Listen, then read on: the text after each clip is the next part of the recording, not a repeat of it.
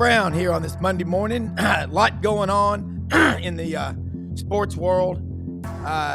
Pete Cordelli, Ellis Johnson.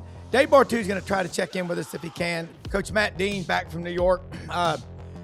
Look, I watched 4 football games over the weekend. There are going to be a lot of people that are going to argue, what are these group of 5 schools doing in the playoff? I don't want to see a separate playoff, but man, got to be more competition out of them because Notre Dame didn't get in. And you could make an argument, long shot, Texas and those 30 million people in Texas we know of, that would have been a big deal. Mm-hmm. But it didn't happen.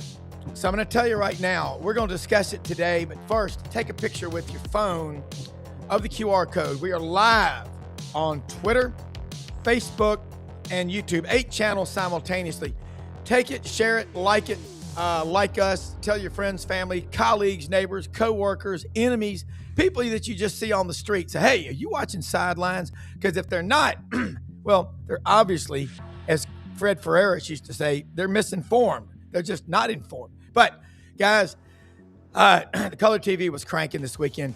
Ellis had a great quote that he sent me on the text, and he said, Rob, I don't think any of these teams that I saw play are going to win the whole thing. So the Big Four sat on and watched. I'm sure they were practicing.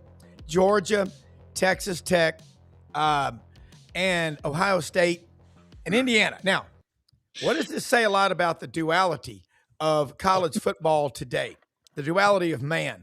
That the winningest program in terms of national championships in college football history, Alabama with 18 or 19, whatever it is, and Indiana, the losingest program in the history of college football, are going to meet in the Rose Bowl, guys, and Indiana is a 6-point favorite. That's perfectly insane is all I can say. So start right now. Pete, when you look at that, I'll go with, Pete first and then Ellis and then Matt, get y'all's opinions on this. But Pete, what shocked you over the weekend besides Indiana's a 6-point favorite over Alabama? Oklahoma being up 17-0 and then allowing Alabama to come back and score 27 unanswered. Wow. That one was really, when you have a chance to put somebody away, forget about Oklahoma, Alabama, who the team is. When you're up 17-0, and it could have been more if the young guy blocks the punt. Yeah. I don't know how he missed that. But to allow Alabama to come back and score 27 unanswered, Dave Bartoo tells us momentum is real. You can measure it now. And his criteria is if you score 17 unanswered, that you win 92, 93% of the time. Yeah. I'm thinking, wow, Oklahoma's up 17-0 at home. What a big game this is going to be. And then all of a sudden, things turn. And how about that freshman on 4th down making the catch and then the effort to get into the end zone? Yeah. Guys, Alabama's done this twice on the road. At Auburn, they do it to win the game. Yeah. Then they do it with this young freshman. But then the punter from Oklahoma. And so now momentum starts to change and you're going, yeah. And then Mateer predetermines, never looks at the coverage. Alabama baits him. They go 3-man rush, 3-5-3, and he just drops back, throws the ball out to the left flat. Well, it was complete, but to the wrong team. And, all of a sudden, it's like, what are you doing? And from then on, and I'm happy to see, finally, the Alabama defense gets unleashed. Yeah. Where has that been all year? That's why those guys came to Tuscaloosa. Let the big dogs eat. I'm going to tell you, those 2 kids inside now, they couldn't be blocked. Yeah. That was a great defensive performance once they let them go, man. So that one surprised me more than the Ole Miss game. That was going to happen. The momentum was all there. The one thing I will say about Ole Miss, Charlie Weiss called a heck of a game. Everybody said Lane Kiffin wasn't on the sideline. There wasn't any input. Charlie did that. Okay. Then Oregon, look, they come out great first half. I think they substituted some guys in the second half on defense. James Madison's not bad, but you make a great point.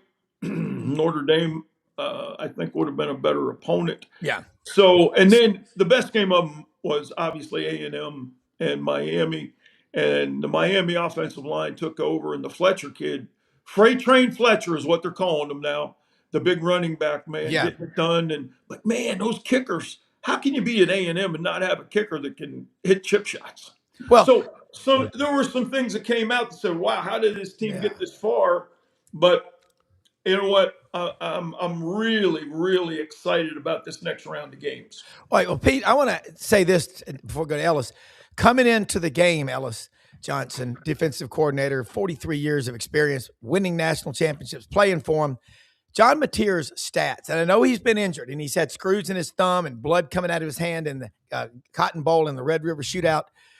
But his stats coming into this game against Alabama for the whole season against Power 4 teams were 8 touchdown passes and 8 picks. And that's that Oklahoma's defense. If Brent Venables isn't one of the elite defensive coordinators in college football, I'm 7'3". I'm just saying that. Yeah, no question about that. And they've done it all year long too. But at some point in time, you can't win in the national championship playoff with just being a one element team. And Right. Mateer, I mean, he's a competitor. We know he's tough, but you got to be a little bit more than that. Same thing with the Reed kid. We've been talking about that on Texas A&M. It just comes 2 or 3 of these big plays and 2 or 3 of these big games, and they're just not up to it. So that was disappointing. But it was sort of a flip-flop of the first time they met. OU outgains them in just about every way there is, but they drop a punt snap, and then they throw a pick six. And, they didn't play OU ball in that way. I felt like OU kind of gave it away and beat themselves, and they would have a hard time in this next round. The other game, y'all said the game was a really good game with Miami and Texas A&M. It was. I think we finally have to go back and admit Texas A&M played 7 of the bottom 9 teams in the SEC. Yep. And they beat San Antonio, Utah State, Samford, and they did beat Notre Dame at the very beginning of the year when they also lost to Miami, cost them the playoffs. And that's not the same Notre Dame team as now. But the difference in that game were the 2 quarterbacks. And Beck wasn't flashy or outstanding, but he took care of the football, and Reed didn't. And that was the difference for them. And Miami may be the only football team. They certainly were the only football team this weekend that had a running game. I watch college football now, and they've all turned it into Pascal with pads on, man. It's just nobody can run the football. I think it's because they're just not able to commit to putting the lead blocker in the schemes. And a lot of them don't want to run the gap plays because it's a little bit harder to run the RPOs off of that. And it's just gotten to be zone, RPO, and you look up at the end of the game and you rush for 50 yards, and throw the ball around. But I think Oregon's got the best shot at this next round because of the matchup. Texas Tech's not a balanced football team. But if I had to put my money, I would bet on all the 4 people that sat out this weekend. And Oregon can win this weekend. I don't think any of them can make it to the final and win the whole thing. But I hate to be negative. There's some bad football this weekend, guys. Yeah. Let me throw something in. Ellis Johnson just nailed it. And Ellis, you and Pete on here recently said, Marcel Reed, you put pressure on him. He's a different quarterback. And Pete, you talked about watching that in high school at NBA. So I want to say some trends that I saw coming in, Coach Matt Dean. 4 times A&M prior to the Miami game had given up 200-plus yards rushing. That's not good. Another thing, a coach that I used to see him working out, swimming over at the Y all the time, very wise offensive line coach, coached 38 years, mainly in Division III, went to Augustana College up in Illinois. Get yourself a new map, Illinois. No, Coach Gordon Ellingsworth, Coach E. He was telling me one time, he said, y'all know him. He goes, Rob, I was at a conference in the maybe early or mid-'90s about the future of college football and the offensive line. And He said, a coach named Art Kehoe, great offensive line coach. Y'all all remember him at Miami. He said, guys, the future of college football ain't going to be the running game like we've grown up with. It's going to be these divas, these wide receivers. And it's going to all be about, get the ball to me. I'm open every time. And if we let that happen, we're going to have a lot of unnecessary drama. And they're going to soften football. Was he right? Coach Matt Dean from Davenport, Iowa, checks in with us right now on the Morning Landers Hotline. Hey, guys, it's great to be on. And, I listened to you yesterday, Coach Cordelli, and spot on. And Coach Johnson, you're always spot on. I will tell you about Coach Ellingsworth. His teammate at Augustana was a guy named Kenny Anderson who played for the Bengals. Right. I think if I'm right, Pete, he just got inducted by the senior committee in the Hall of Fame. So yes. Pretty cool thing. Ken Anderson was a great quarterback, but started at Division III Augustana, which is right across the river from where I grew up. Yep. Now, I want to go to what Coach Cordelli said, and I heard him say it yesterday. Spot on. If the Oklahoma punter just kicks that ball 40 yards for a fair catch, hell, 30, 35, I don't care. It's probably 17-7 at half. Yeah. I'm not sure the time when that happened, Coach, but you get the 3 right after the block. Mm-hmm. Immediately you get the pick 6, and momentum had shifted. And at that point, it was Alabama's football game. And you know what? You were right, Coach. They were almost 24-0. They barely missed the block punt themselves. They had a hard time. Bama couldn't get a first down. If you remember the first 3 series, guys, they get that special play with the wide receiver to make it 17-7. And then Oklahoma imploded. I was shocked because really I just felt like if Oklahoma ran the football and punted, I'm not sure how many points Alabama would have got. But once momentum shifted, I think the game changed. Now in Oregon, Coach, one of the things I will tell you, if you were on social media yesterday, there's a couple backup DBs now in the portal from Oregon Ducks University. They played 32 guys in the second half on the defensive side of the ball. A lot of 2s and 3s. When I talked to my son yesterday, I was like, well, you still won by 3 scores. He goes, Dad, you don't understand. We're not happy right now because that was not their standard. They were coming in as a 4th in the country defensive unit. And in the first half, they control the game. It's 34-3, minute to go. Dante Moore, 5 touchdowns and 5 drives. On a comeback route, the wide receiver slipped, the ball pops up, JMU gets the pick, they go down and make it 34-6. That game could have been 41-3 at half. So I think you're in a really tough spot sometimes as a head coach, guys. You're trying to stay healthy. You're trying to give these other guys an opportunity because you got agents involved now saying, if my kid doesn't play, we're going to leave you guys before the next round.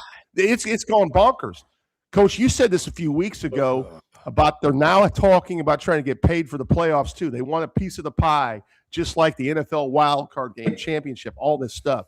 There's so much stuff going on behind the scenes right now that the playoff teams are dealing with. If you're not in the playoffs, you're managing it pretty well because you're not in the playoffs. And the last thing I want to say to you guys, because I know we always talk about best hires in the offseason, Pat Fitzgerald, who I think is the best hire in the offseason, just made one of the best hires of the whole portal, the whole year, got LeVar Woods from Iowa, special teams coach, was recruited and played for Hayden Fry, played on Kirk's first 2 football teams, has been with Kirk since he came back from the NFL, tremendous recruiter. Last year, Hayden gave the assistant coach title to linebacker coach Seth Wallace. So I think part of LeVar leaving to go with Pat gave him the title. It will help him become a head coach someday. LeVar is 48.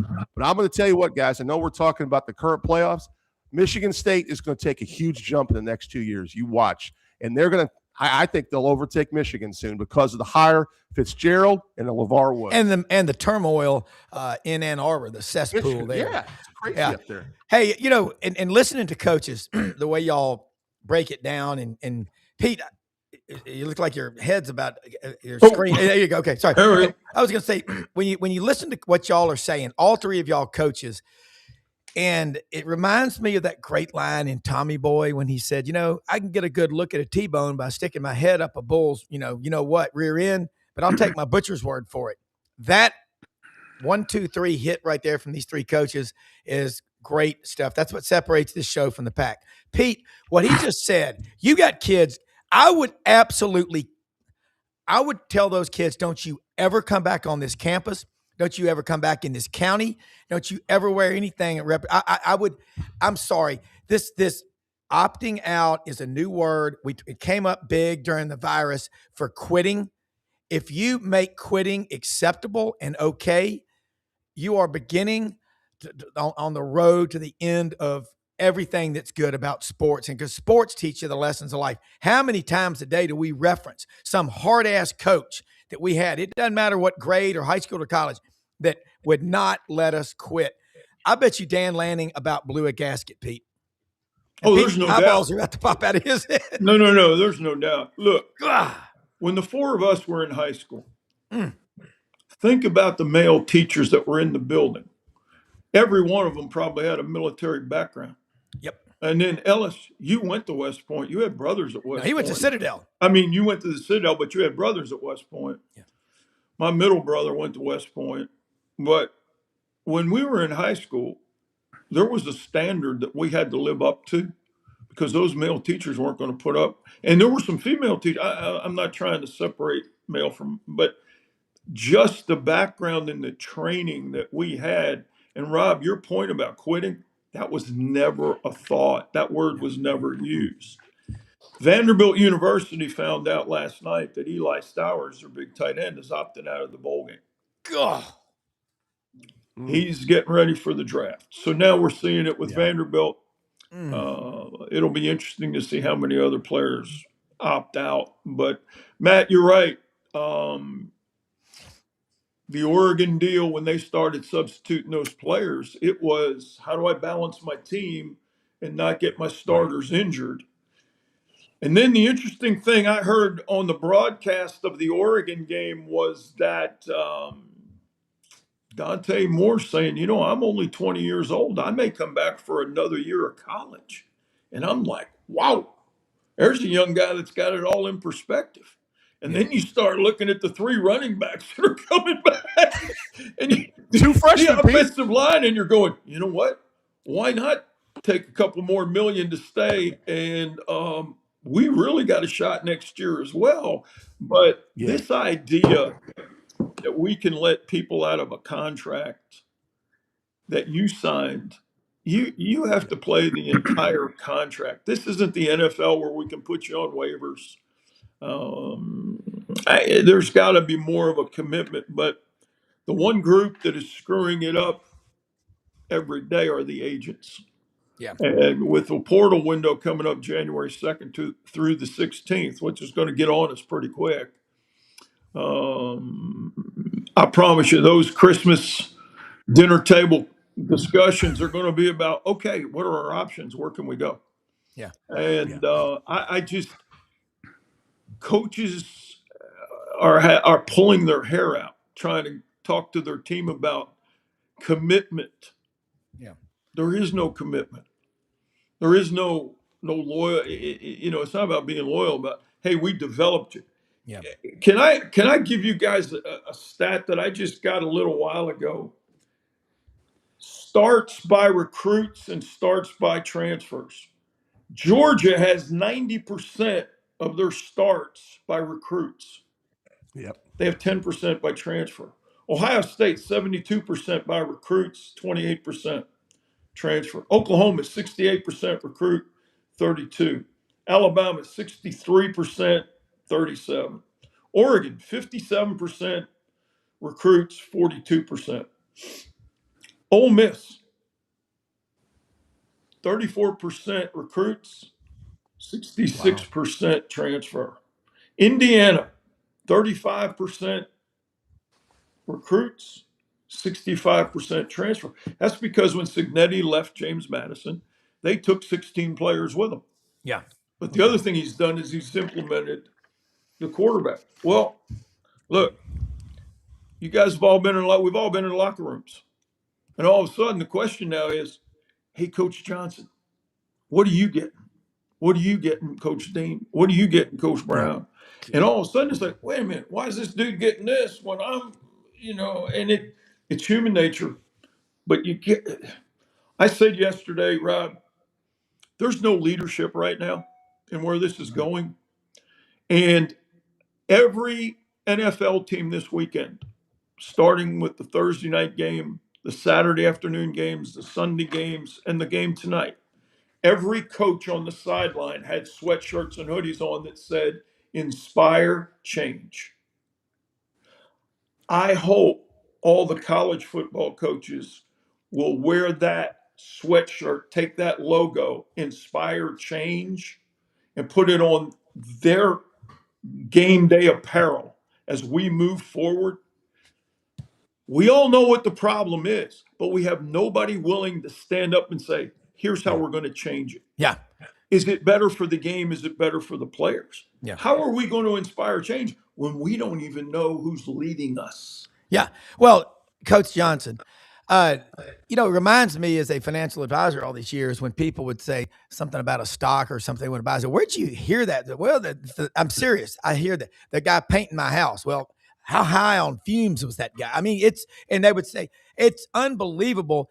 These agents and these runners, y'all know what I'm talking about. They are not putting the best interest. They are greedy, parasitic, vulgar people for most of them.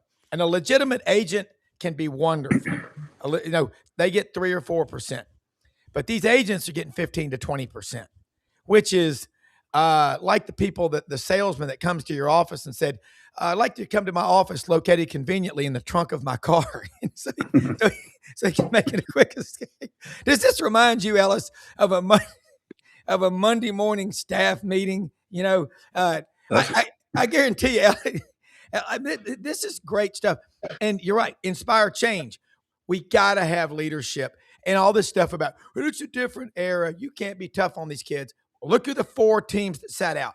Dan Lanning, okay, Kirby Smart, Ryan Day, Kurt Signetti. I mean, these guys are, it just, to me, it's unbelievable. The tough coaches, Ellis, are the ones that have the best shot to win the whole thing. The soft peddling, go along to get along types, they're just going to get paved over. Yeah, the players, there's no loyalty anymore. And you really said it right about the agents. And there's one other group in this thing that can be pretty rotten and unpredictable and unaccountable. And they're called coaches. And they started all this shit. They've been moving around, jumping around, taking better deals and leaving teams before the season's over, before the players started it. And I mean, I'm saying that kind of sarcastically, but you go back and look, they're the ones who were making the big bucks and leaving teams and jumping a long time before the players started doing it. Yeah. I just can't believe nobody had the foresight or either some legality or something that I don't understand. But these contracts they sign have got to be enforceable. That's, at least. Now, once a coach leaves, everybody on the team ought to have a free way if they want to go. But it just right now, I can understand. But, and as bad as the agents are, with what they're dealing with, I mean, it's like open season. Like y'all going duck hunting, Rob, out there when damn flood those fields down in Stuttgart. They're coming. Just hope you have enough bullets in the damn gun because, I mean, it's open season. And that's the way it is. I mean, there's no rules. So they're going to come and go. And if they don't, somebody else is going to come and go. And so I don't know. It's just a total mess. And I think that we this weekend we saw a little bit of what Dave was saying when he was talking more about the SEC. But there's some bad ball going on right now. It's entertaining, it's competitive, and to my surprise, it's getting a little bit of parity to it because kids are moving around and all of a sudden everybody's got a couple of big hitters. But I don't know. I just don't know where it's going to end if they don't get control of it. Hey, Rob, can I say this real quick? Coach, you make a great point. I think the landmark case that's going to determine a lot of this is Georgia suing that player for $390,000. Yeah. If Georgia wins, that sheds a whole new light and it gives us a whole new direction on how to handle what Ellis just said about contracts. Because if you can get $400,000 back, man, that's a boatload of money now. I assume that's money that they paid him up front and he didn't finish the year. Is that? That's what I understand. But if that case goes in favor of Georgia, that's a whole new approach to how to deal with redoing contracts. Yeah. Right. Well, the bottom line is when you sometimes in businesses, you are paid upfront money to move from firm A to firm B. And y'all know what I'm talking about. It's a 5-year contract. If you leave the first year, you owe 80% of the money they gave you up front within 60 business days. Okay. And that's not negotiable. Okay. There's not, we have got to stop coddling these kids. I mean, this is absolutely insanity. And so you look at 2 Oregon defensive backs got their feelings hurt because things didn't go their way. You know, the decorum prohibits me saying the true words that I would like to call those guys. But what makes them human is that they breathe and they use the restroom. That's about it. I would have I'm sorry. I am so geometrically, I'm so myopically, once you commit to something, you never quit. Because as a parent, as a coach, and Ellis is right too, though. This crap of coaches being fired 3 or 4 weeks into the season, it ruins the team's season, and it ruins the school or two that has a coach that school's targeting. Suddenly, his interest is taken away. Matt, I mean, I don't care D1, 2, 3. Coaching, you have to have principles, and y'all are right. You know what made Barney Fife so funny on the Andy Griffith Show was because, you know, I could fart in a bucket and sound better than him singing, but it was hilarious when he'd get in the pageant and they'd try to disguise him. That's kind of what people are watching with college football now. It's that messy. Well, I don't necessarily blame the kids more than the system. Kind of going back to what Coach Cordelli talked about, just, you know, we don't have any leadership. And one of the things, Coach had mentioned Dante Moore. And so Dante Moore was recruited out of Oregon from Detroit. I think ended up going with Chip Kelly at UCLA, Coach, because Bo Nix decided to come back for that second year, if you remember. So what was really surprising, he gets 5 starts at UCLA, doesn't go well. You know, obviously Chip leaves UCLA. He decides to transfer to Oregon. He sat an entire year behind Dylan Gabriel. A lot of people don't realize this. I thought it was a premature thing to do because at that point he was only 19. So now he's only had, if you add it all up, guys, 18 college starts, 5 at UCLA, 13 at Oregon. I'm watching the game on my iPhone in the air coming back from New York City. I got a guy 6'3", 250 in front of me. He's leaning back. I'm in the back row. I can't lean back myself. And I don't got the sound down, but I see the graphic. It says Mel Kiper Jr. now has predicted Dante Moore the number 1 overall pick. And I'm like, God, stop this crap, guys. But to your point, Coach, they have been re-recruiting Dante for the last month after the season, trying to convince him, if you stay another year, because there's data. I'm going to get Bartoo on this. There's data. You go to Mitch Trubisky with the Chicago Bears, only had 12 or 13 college starts at North Carolina. He's still a good NFL backup, but his career as a starter was not that long. I think if Dante stays, with the guys coming back, they'll have a legit shot to run it back and make a run at a natty next year. But these agents are in the ear, and after Saturday night, first half, it may be too late. I don't know. Ellis, I don't know if you heard, Matt. I think this is what you're talking about, but Dave had a comment on that several months ago. I think he had a magic number of 21 or 22 plus. Was that 24? Okay. It's 24 plus starts. I think he needs to come back. Like even that second interception in the second half, Coach, I think there's some things he still needs to progress at. I wish I'd get Cordelli at Oregon right now and be with him on a day-to-day basis. It's a great place, Pete. But anyway, I think there's lots. Coach Johnson, you're right. I mean, I think it matters how many at the quarterback position. You've got to have some time to get better. Sean Payton. Go ahead. I'm sorry. Go ahead, Ellis. This is sort of Pollyanna. We're talking about what's happening to the kids and everything, and then everybody wants to just smirk even when you bring this part up. But I would bet there are 3 coaches on here. One of them, Matt, you're still coaching a little bit, so maybe it's not a good question yet.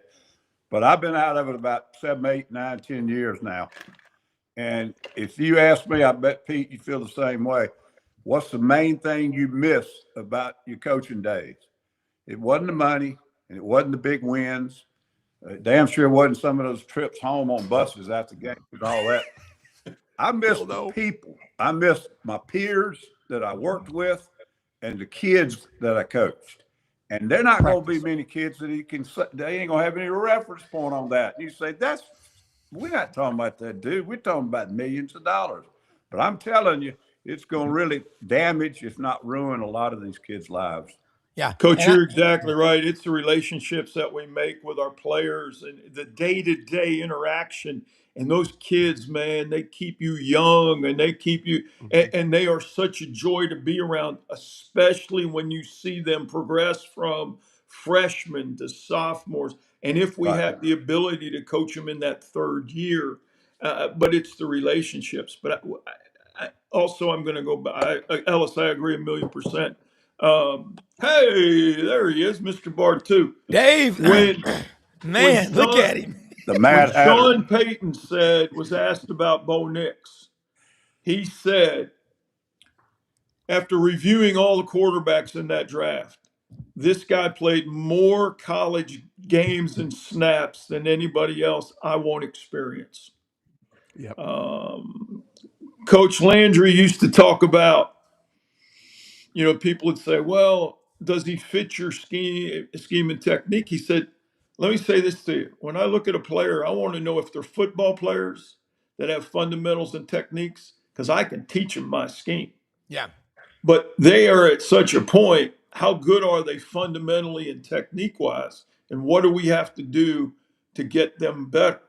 Yeah. Bo Nix playing lights out, but I just believe that the more reps that you get in game situations, that helps you on the next level, because hash marks, number one, are critical because you're playing on a smaller condensed field. There's no wide side in the NFL.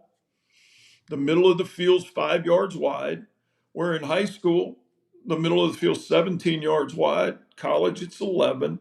So the routes of your receivers, especially on a post corner or different things, different angles coming out. That's why you got to know your personnel. Yeah. But the speed, and I go back to Coach Landry, won a lot of games in the Hall of Fame for a reason. He said it takes 3 to 4 years for a young guy to learn how to play in the NFL, learn how to play quarterback before he's actually ready. Yeah. And now I'm going, well, we got to take this guy in the first round. No, you don't. You look at last year's quarterback class, this year's class, and next year's class. It's a 3-year study. Yeah. It's a 3-year study. And if you have a better group coming next year, don't take a warm body. Ellis will take you. Yeah. We got limited number of scholarships in college. I'm not taking a warm body to fill that position. I want a damn football player. Yeah. One that Bartoo says is off the charts in all his analytical data. Well, if Bartoo says he's off the charts, then he's off the charts. Merry Christmas, Santa Claus.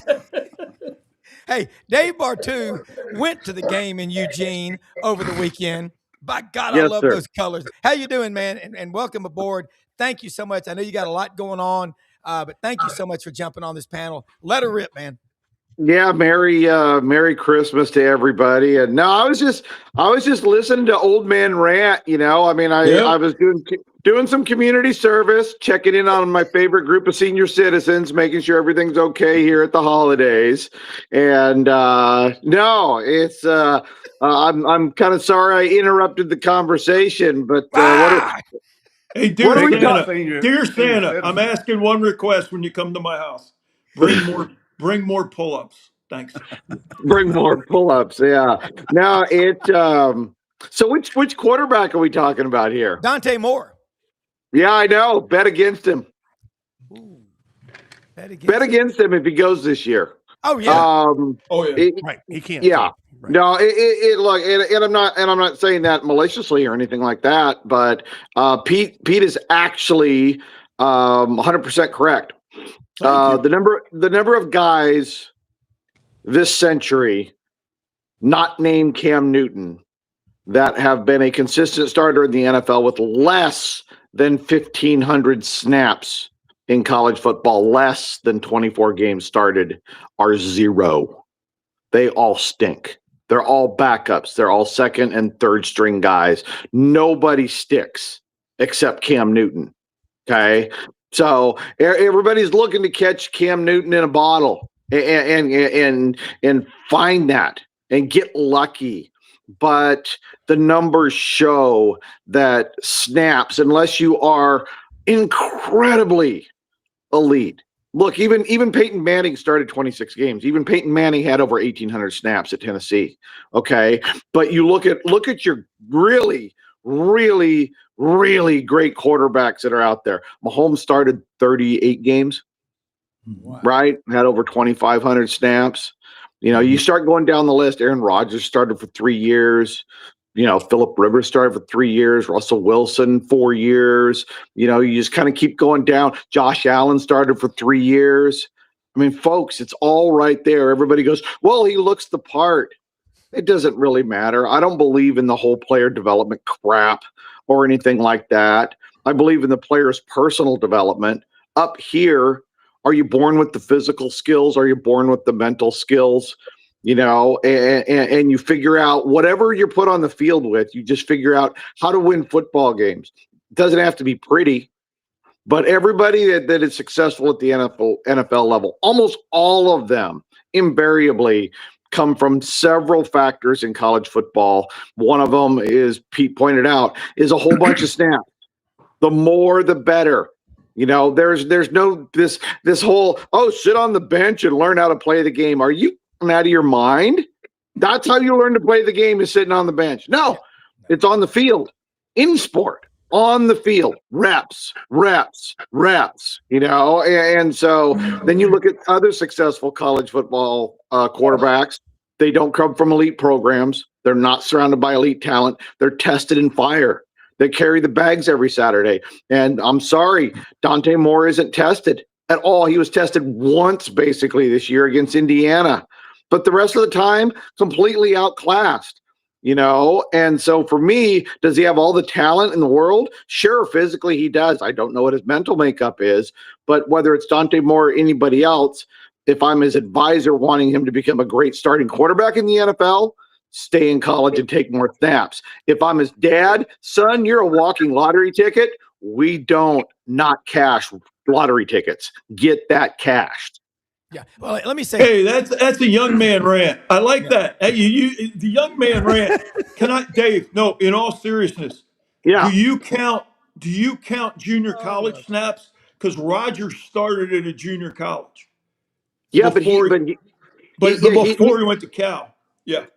No, I don't. I mean, that's just one guy, right? That's an anomaly there, but that's snaps, right? That snaps. One of the greatest examples is Kurt Warner. Okay, because he didn't have the snaps in college, and he never had that experience. He never carried the bags, and it's still even if I go through this path, it's still the most amazing story in pro football quarterbacking. Okay, but he didn't right out of college. If you looked at all of his numbers compared to everybody else, no, it doesn't fit. He didn't carry the bags on Saturday. He didn't have a lot of snaps. And what the Arena League did, I believe, is it forced him to be the leader and carry the team all the time, and it got him more snaps. And somehow, the football gods blessed him, and everything came together in one magic perfect storm. But I don't think he was who he was right out of college. I think the experience of the snaps and of having to lead the team and doing that repetitively, even at the Arena League level, made that difference. So Aaron Rodgers taking snaps at junior college, at Cal, under talented. I think all those things are cumulative that made him better up here. He had it here the whole time. It was up here that it made the difference. Well, Dave, people will say, Pete, you'll make a great lawyer, when you're 18 or 19. But you still got to go to undergrad and then 3 years of law school. So you got to, and you talked about Anthony Richardson. Oh, he looks the part. 13 starts in college. Number 4 pick overall. How'd that work out? The same thing. And this is Pete said this yesterday. Give credit always where it's due. Ellis, questions for Dave Bartoo. Santa Duck. I love him, man. Those colors, Matt, I can see why those colors are so cool. They really are. Look at 2 ducks on the show. That ain't never happened. This is awesome. Ellis, jump in here. Well, if y'all are all in the Christmas season and in the mood to give, my birthday's tomorrow, so just Happy birthday, man. Happy birthday, pick up Coach. pick up something else for the senior citizen. So, Oh, I can send you something for your birthday, Mr. Johnson. I'll be 46 years old, man. I don't know how I got here so fast. Gummies. I love them. Hey, Ellis, when he's talking about with quarterbacks, you talked about as a defensive coordinator, Brother Oliver used to stand in the backfield with the quarterbacks and watch the defensive players' eyes. When you look at a guy like Dante Moore, who's 20 years old, I mean, I've been 20 before, and I'm what I am now. It's like all of us have. He's only been 20 before. I'm with Dave and Pete. Everybody's saying it's about reps. How did you handle adversity? If you've never been challenged, you don't know how you're going to handle it till you have to handle it. There's nothing you can do to replace reality, is there?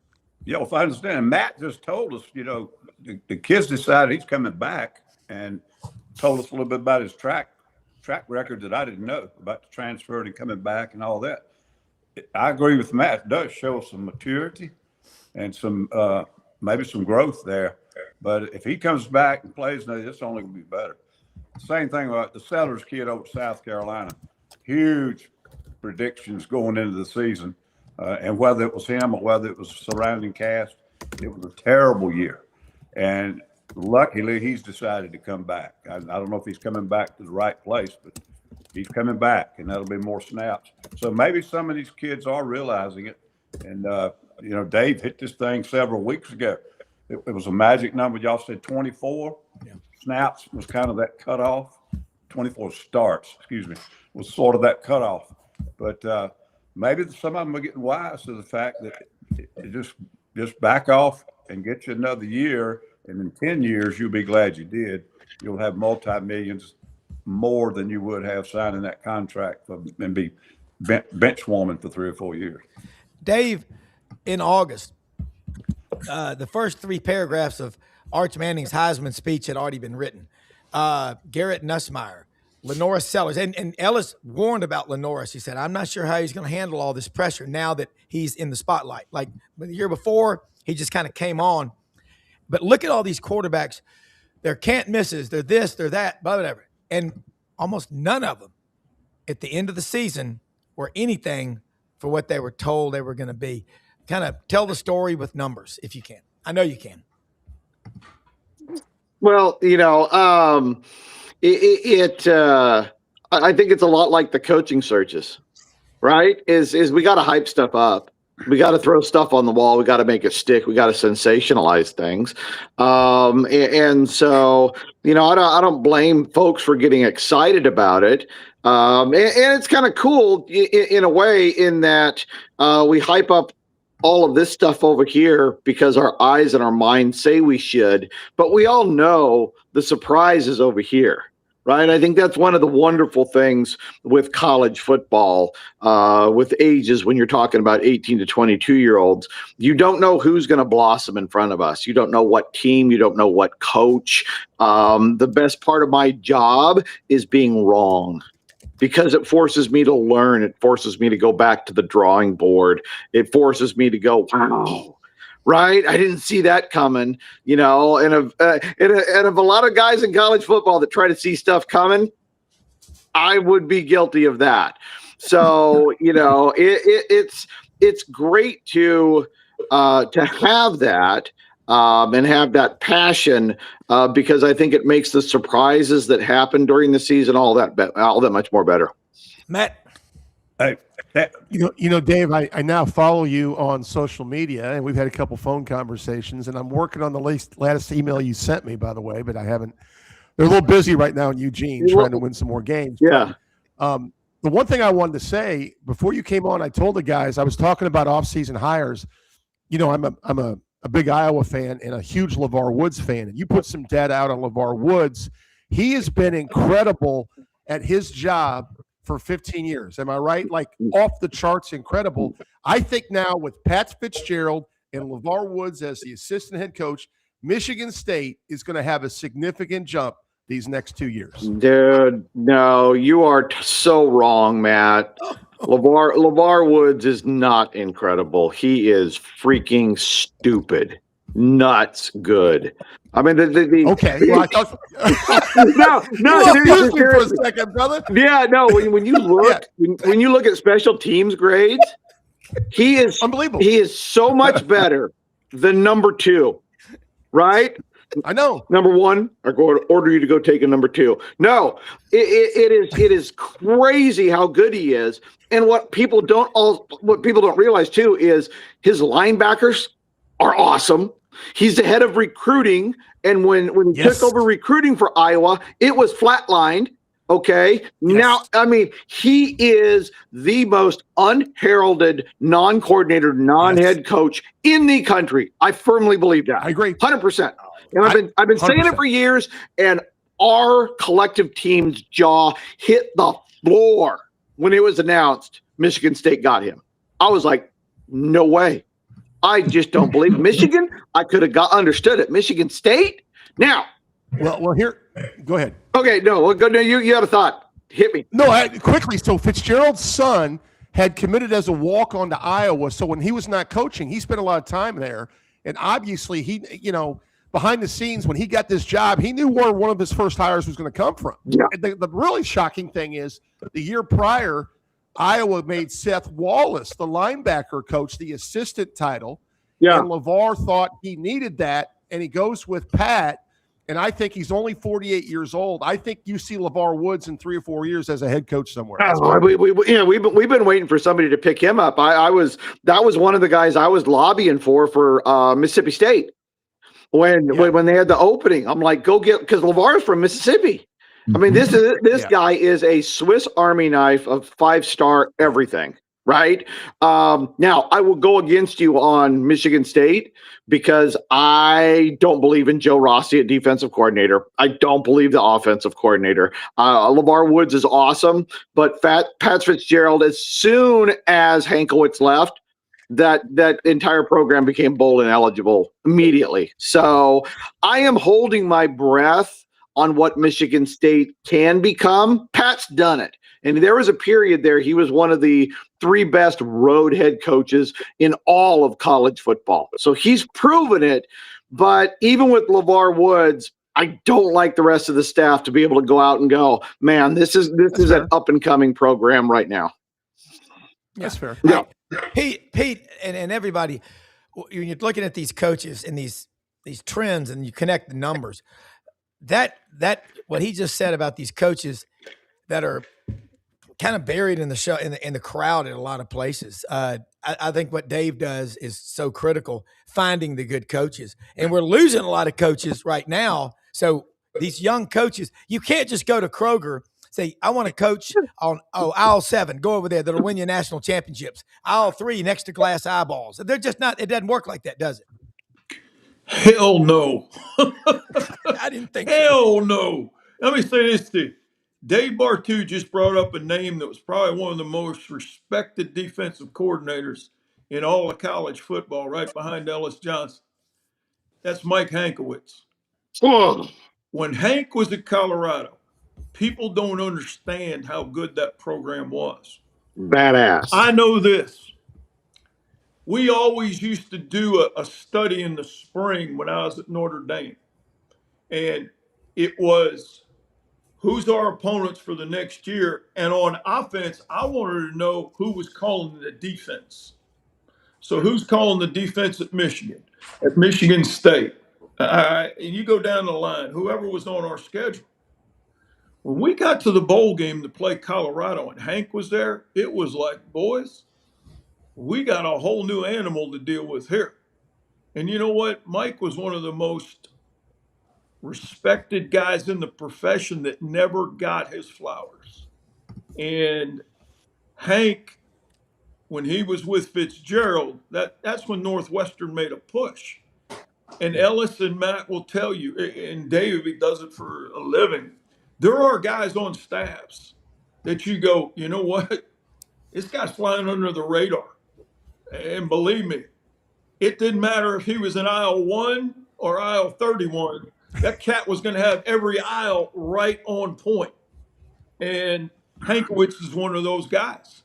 Ellis Johnson, you talk about going against Ellis's defense, and it's like, boys, we got a whole nother thing to get ready for here. Then you got some other guys you go, please, why couldn't we have them for all 11 games? Please help me. We're getting ready to play Purdue one year, and all they're playing is 4-3 cover one. And Lou comes in on Monday and says, what do you think? Can we score on them? And I said, if we don't score 50, you're going to fire me. Oh, what do you mean? I said, Coach, they got Rod Woodson at free safety. They got Stevie Jackson and Chris Fishman at corner. Guess what? We beat their ass 54-7.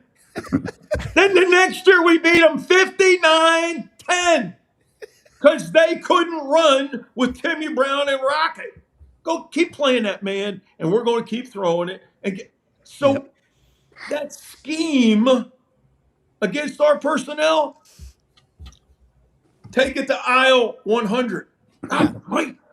Yeah, well, let me ask you this. Here's a question from our I love this guy, Dr. David Arnoff. I know him, the best doctor in the Florida Panhandle. He's asking about, Dave, do you know anything about Rocco Becht? Okay, quarterback at Iowa State, right? And so, again, so this is a guy, is he a 2-year starter right now? I believe he's a 2-year starter. I think so. You know, so somebody look that one up. But so the first question is whether it's Rocco Becht or anybody. What were the win losses? Did he elevate the team? You know, did Iowa State win above expectations under his quarterbacking?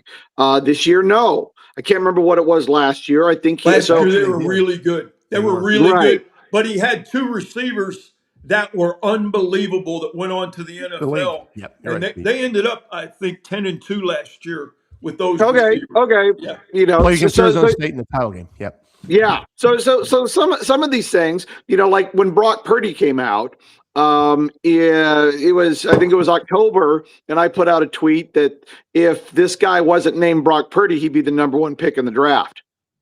Wow. In October, the year he was drafted. Wow. Right? And people go, well, why? I'm like, well, because he's at Iowa State and they're doing awesome, which they shouldn't. They're performing way above talent, and they shouldn't. And their offensive coordinator is terrible.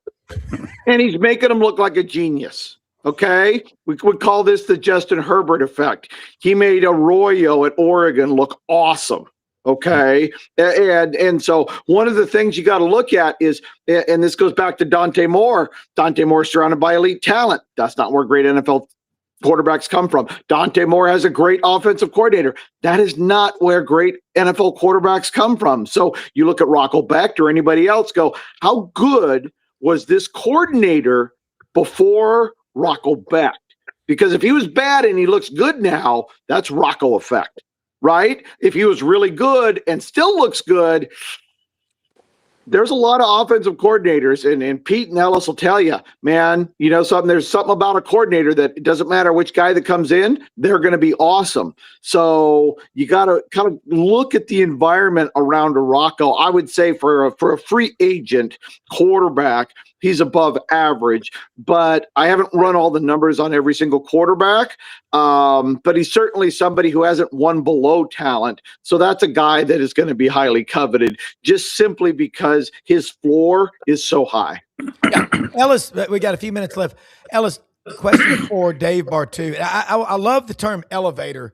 And that's what I would have on a shirt if I were a player or coach. Like, how many of y'all are elevators? How many of y'all are making everybody around you raise your level? And I stood probably 10 feet from Cam Newton when his jersey was retired October 11th at Jordan-Hare Stadium in Auburn. And he was up there with his kids. And man, I'm going to tell you what, he just let it from the heart. He said, look, I'm the face of that team in 2010. But he reeled off like 8 or 9 teammates real quick, including Neil Caudle, the backup quarterback, who held on the snap to kick the winning field goal to beat Oregon. I know Dave is grimacing at that when I remember, but he talked about the people around him. But I heard that Cam would be watching SportsCenter at midnight and would see something about another player, and he would get motivated and go out and run 5 miles and go work out even harder. That he is a freak. Ellis Johnson jumped back in here with this, but this is absolutely awesome stuff. Cam played one full season of major college football, and I had to coach against him twice. So don't tell me anything about Cam Newton. I've seen all of it. And y'all want to talk about me being so good. Y'all forgot to tell him, okay? Hey, you know what? Listen, Dave, we broke down all the playoff games before you got on, and my Aggies, they brought Molly Whop to the game. Molly came out of the locker room, and Whop never did come out. So they got their butt beat. Well, they did. I mean, and A&M. Hey, Rob, I don't want to burst your bubble. Hey, Rob, I don't want to burst your bubble. That jersey should have been retired at Mississippi State because he made $180,000 from Mississippi State, and then whatever y'all paid him. Come on, dude. Auburn doubled the money. It was an opportunity. Talk about the NIL before NIL was legal between Mississippi State and Auburn. Now, come on. It was a lot more legal then, too. It was a lot more regulated. Yeah. We need to go back to the blackmail system, the whole system. Let's go back to the Bagman and all that. Because I said yesterday, y'all, this wasn't perfect before all this happened. Yeah. So 6, 7, you know what I mean? That was back when the recruiting coordinators' offices were in the trunk. Yeah. Located conveniently so they can make a quick getaway. All right, guys. That's why the Allman Brothers wrote Midnight Rider. That's right. Absolutely. Look, we've about run out of time unless Brendan says we can go long. No, we're ending this. No, it's Christmas, Rob. We have to buy presents and get off the air at some point. Yeah, but look, look, hempforpros.com. Guys, Dave, you got a lot of people watching this show that got aches and pains. They can't sleep at night. I got one of my boys is 27. He doesn't sleep at night. I said, take these gummies. Tell people what they need to do to get hold of you.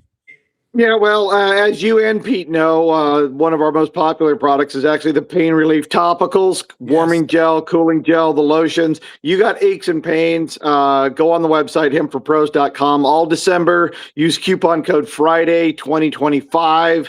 For 45% off. So great stocking stuffers there. But hempforpros.com. It's a partnership with the NFL alumni. So everything we've been doing helps benefit NFL alumni in need as well. Yeah, well, look, this is great stuff. Absolutely love it. And all of y'all have a Merry Christmas. We'll be back next Monday. And thank you more than you know for everything you do. It just gets better every time. So have a great day, everybody. I fucking love it. All right, let me say. That's for you, Cordelli. Thank you.